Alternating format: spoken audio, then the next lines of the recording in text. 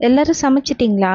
சமைக்கலனா, சமையல் தெரியலனா, எனக்கு தெரிஞ்ச சமையலை உங்களுக்கு சொல்லித்தரேன்.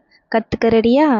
வாங்க தேவையான பொருட்கள் பார்த்துக்கலாம். மீன் குழம்புக்கு தேவையான பொருட்கள் உப்பு, நல்லெண்ணெய், ஜீரகம், மிளகு, கடுகு, வெந்தயம், அதுக்கப்புறம் தனி மிளகாய் தூள், மஞ்சள் தூள், குழம்பு மிளகாய் தூள், ஊற வச்ச புளி தண்ணி, அதுக்கப்புறம் தக்காளி, வெங்காயம். வெங்காயம் பார்த்தீங்கன்னா 4, தக்காளி பார்த்தீங்கன்னா 2 தான் எடுத்திருக்கேன்.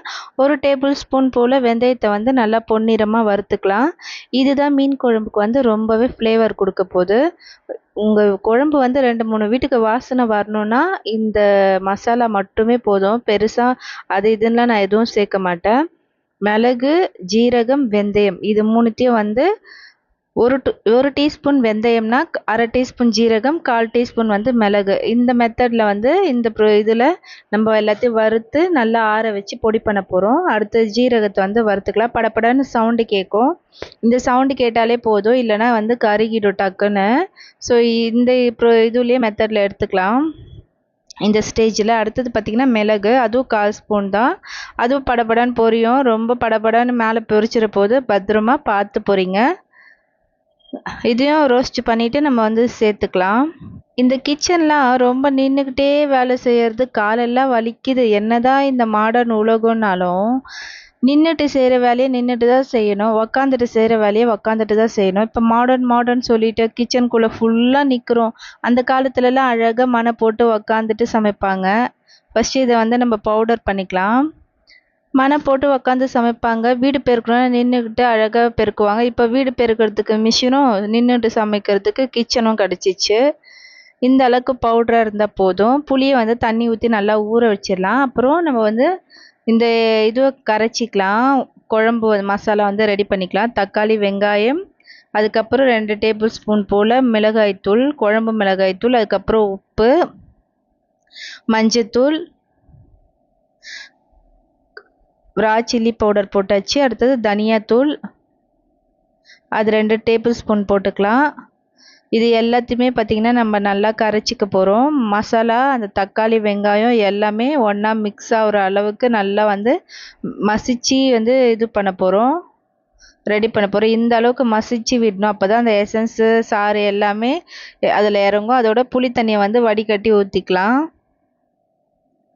இது கூட ஒரு ஒரு ஒரு சொம்பு தண்ணி நம்ம ஆட் பண்ணணும். அப்போ தான் கரெக்டாக இருக்கும். உப்பு லாஸ்ட்டாக நீங்கள் கரெக்டாக இருக்கான்னு செக் பண்ணி பார்த்துக்கோங்க.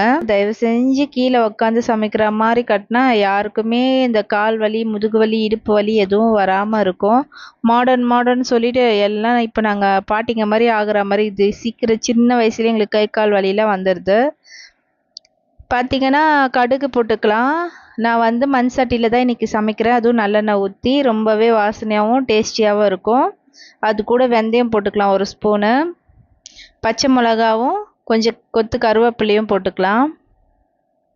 பாட்டிங்களாம் கூட இப்போ ஸ்ட்ரென்த்தாக இருக்காங்க. யூத்தாக இருக்க சில இந்த இந்த ஜென்ரேஷன் பீப்புள் தான் பார்த்திங்கன்னா ரொம்பவே கை கால் வலி எல்லாமே வந்துடுது.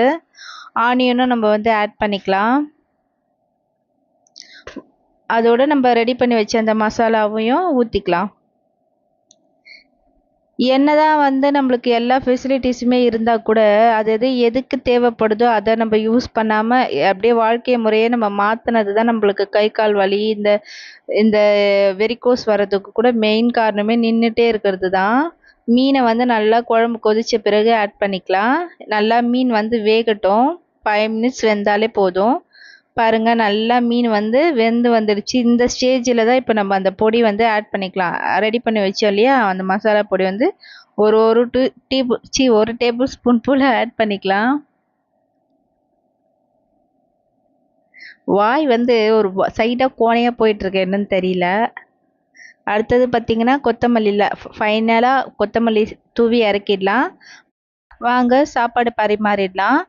Hostel girls, hostel boys, bachelors, சமையல் தெரியலனா இந்த வீடியோவை ஃபாலோ பண்ணிக்கோங்க அண்ட் சேவ் பண்ணிக்கோங்க. வீடியோ பிடிச்சிருந்தா மறக்காமல் லைக் அண்ட் சப்ஸ்கிரைப் பண்ணிக்கோங்க. யம்மி அண்ட் டேஸ்டியான மீன் குழம்பு ரெடி. மறக்காமல் கமெண்ட் பண்ணுங்கள். பாய்.